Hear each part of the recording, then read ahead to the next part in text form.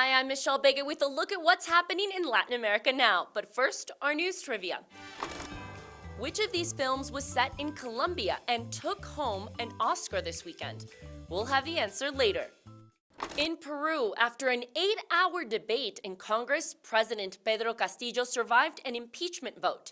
87 congressmen and women needed to vote in favor for it to pass, but only 55 voted for impeachment, while 19 abstained and 54 voted against it.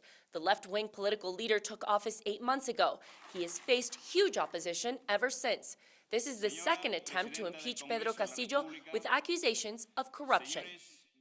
And U.S. drummer Taylor Hawkins from the band Foo Fighters died in Bogota, Colombia this weekend. The band was set to play in Colombia's Estéreo Picnic Festival, but they never made it to the venue. An emergency crew was called to the Casa Medina Hotel in the north of Bogota on Friday night to respond to reports of a patient with chest pains.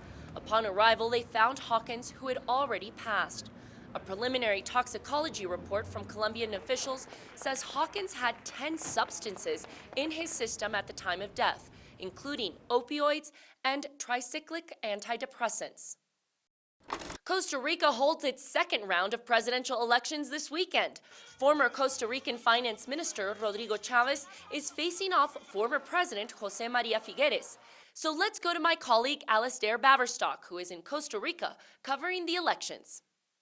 Costa Rica will hold elections this weekend to decide on the country's next president. The candidates are José María Figueres, a former president who served in the 1990s, and former finance minister Rodrigo Chavez. Chavez is ahead in the polls ahead of Sunday's vote, but allegations of sexual harassment and his irregular campaign funding may make it a very tight race. Costa Rica has been slow to bounce back from the COVID-19 pandemic, and while the country saved a lot of lives, the economic fallout has been devastating.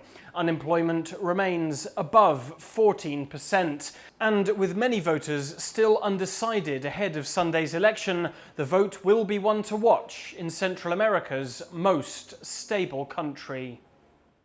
And check out these tourists surfing down a volcano.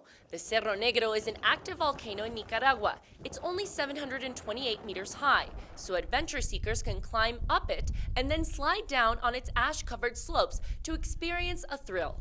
Volcano surfing is a welcome tourist attraction as the country tries to recover from political crises and economic troubles due to the COVID pandemic.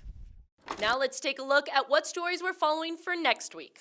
First, we'll be following a crime wave in El Salvador. 62 homicides were reported on Saturday, making it the most violent day in 30 years. The gang-related murders prompted El Salvador's parliament to approve this state of emergency. Measures were put in place to loosen arrest rules. A person can be detained for up to 72 hours without being informed of the reason for their arrest. They can also be denied the right to an attorney once detained. And second, we'll also follow a similar situation in Mexico, where violence is being generated by rival gangs. This weekend, 20 people were killed in the western state of Michoacán during a shootout. The murders took place outside a venue where illegal cockfights are held.